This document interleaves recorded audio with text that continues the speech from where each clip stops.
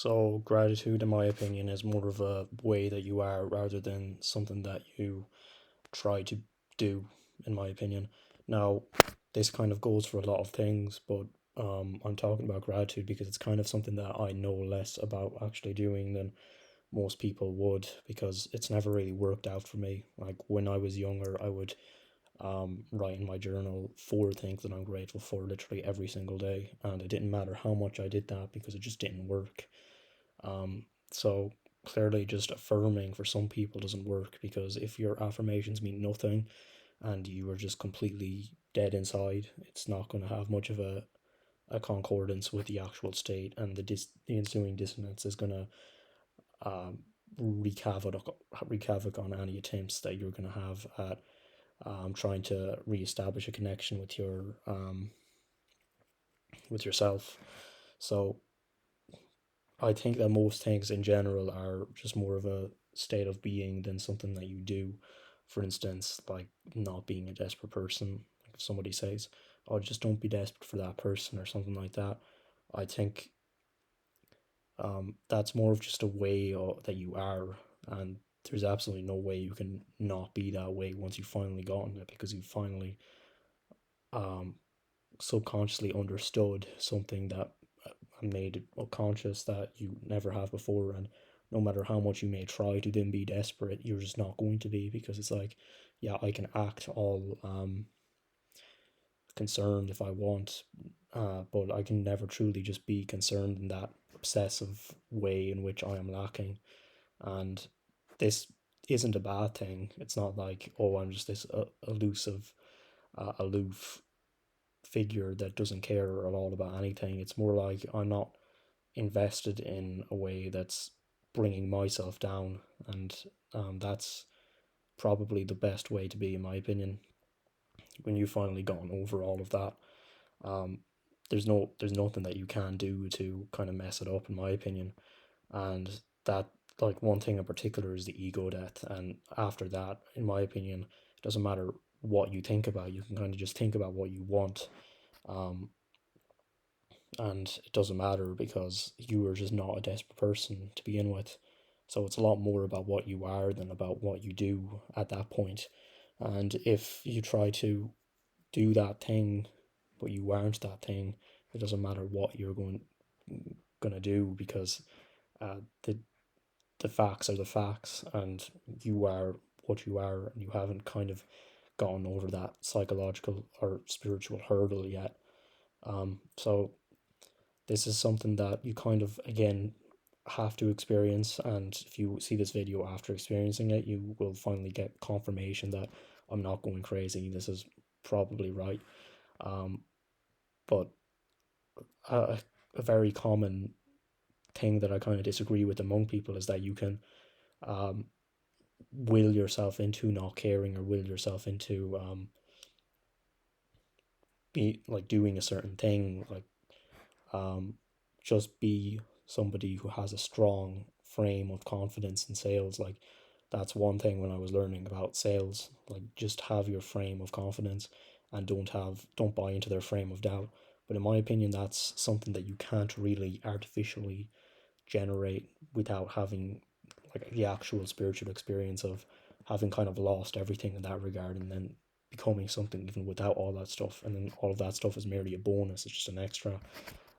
So that's the only way in which, in my opinion, you can truly become that. But the good part is, on the other side, even though you can never reach that level unless you are that actual kind of person, when you have gotten through all of it, then there's no way you can't not be that person. It's like the same principle as the physical law of the speed of light. Anything moving below the speed of light can never move at the speed of light, and anything moving at the speed of light can never not move at the speed of light. So it's all photons. Photons will never move at any speed below the speed of light. And similarly, if there's anything theoretically above the speed of light, it can never not be superluminous, which is above the speed of light. It always has to be faster than light.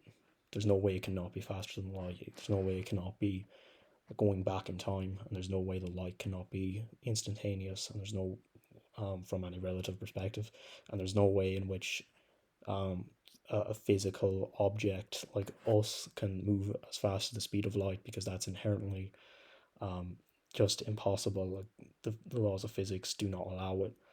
And similarly, you cannot move at a pace where you are supposed to be confident unless you simply are. Like there's nothing you can really do to become it. You you kind of just live life and you let life happen to you, and then it comes along on its own. There's nothing you have to do. You just have to be. You're perfect the way that you are, and it's more about removing the things that are restricting you than about the um, bolstering the yourself up, because there's nothing wrong with you. There's nothing you need to add. There's just paradigms about yourself that you need to take away, but those things will come off naturally if you kind of um, awaken spiritually, which is not something that you do. It's just something that you kind of are. And the way in which I did this is I went through a long, long period of absolute unknowing hopelessness and meaninglessness, and I did not at all know why I was um, feeling this way. And I just thought eventually maybe there's just something wrong with me. And so I tried all these different things, like resting in bed all day, just moving slower, because that's helped with depression in the past.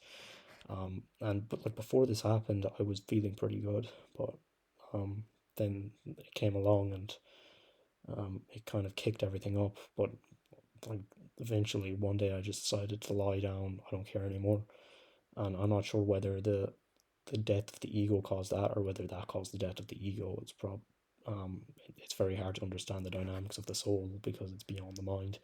Um, so you can't really think your way there. I suppose you can only understand it. You can't think about it. You always have to somehow go around the definition whenever you're trying to define it.